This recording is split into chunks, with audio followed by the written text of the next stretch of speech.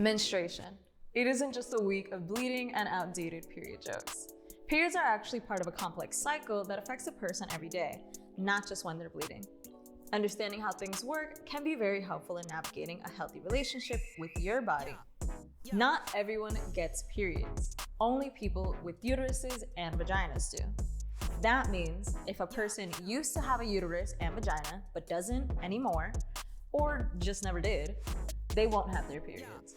That said, some people with uteruses don't always have them because of things like age, health conditions, surgery, medication, and/or birth control.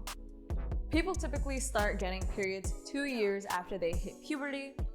With puberty comes hormones, and with hormones comes maturity. Kinda. Eggs that are in the ovaries all mature, and one is released every cycle. The uterus prepares for this by creating a lining made up of tissue and blood in case an egg meets a sperm and is fertilized. This lining is called the endometrium. If no sperm fertilizes a released egg, the body sheds the lining and it exits through the vaginal canal, i.e., you get your period. Periods can last between 3 to 8 days because everything doesn't just gush out all at once. It's more gradual and can be anywhere from very light to very heavy. The color flow can be red, light pink, brownish, and even blackish sometimes.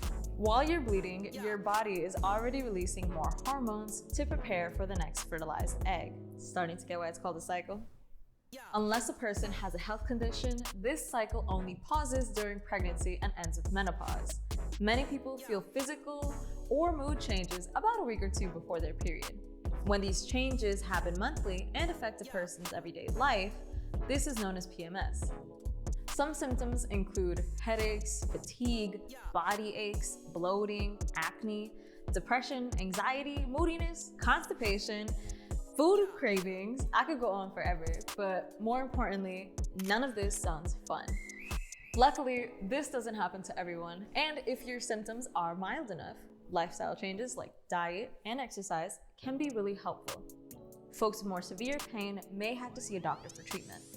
This is also true if you notice anything else out of the ordinary. Everyone's experiences of and feelings about their period is different. It definitely doesn't help that there's a lot of shame and stigma around periods.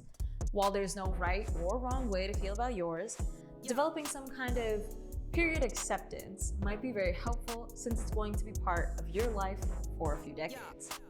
Still, it's a temporary relationship, so don't worry, you got this.